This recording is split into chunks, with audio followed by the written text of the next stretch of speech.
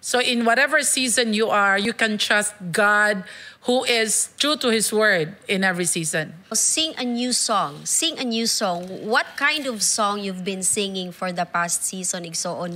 Maybe you've been singing songs of defeat or songs of self-pity, songs of not being good enough. Igsoon, ako kang dasigon today. Sing a new song. No, instead of complaining, why not sing songs of thanking God? Why not sing songs of, Lord, salamat gihapon maski sakit? No, there is something ba na pwede yun nato buhaton. You need to change your tone. You need to change the melody of your day. Na instead of complaining, instead of seeing what is wrong, try to see what is right. Try to appreciate every blessing that you have today. Unsay kalainan? I think dili siya maburdensome kung gugma ang rason. Kay basta itong mahigugma ta, like mahigugma ta sa person, mahigugma ta sa tong gibuhat, di mo siya kapoy, di siya burden, no?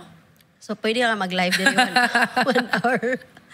Dili siya burden kay tungod kay you love what you're doing. Yeah. Factor di ay how we see the commands of God. No, in the New Testament kay ingon ang pulong sa Ginoo, His commands are not burdensome. Yeah. Pero tinuod ba gyud na pastora? Unsaon man nato ni siya pagbalanse ba kay di ba kanang lisod man jud mag-obey sa Ginoo?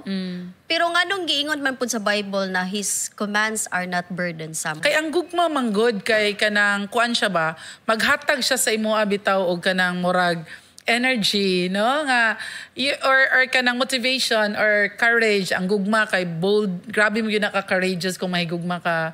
And I think mo sigurong dili burden ang command kung pinakauna gyud is nahigugma ka sa gahatag sa command. Kanang nasabtan bitaw nimo ang intention behind nga nganong gusto sa Dios nga mo-obey ka. So kung may disobedience, you will die.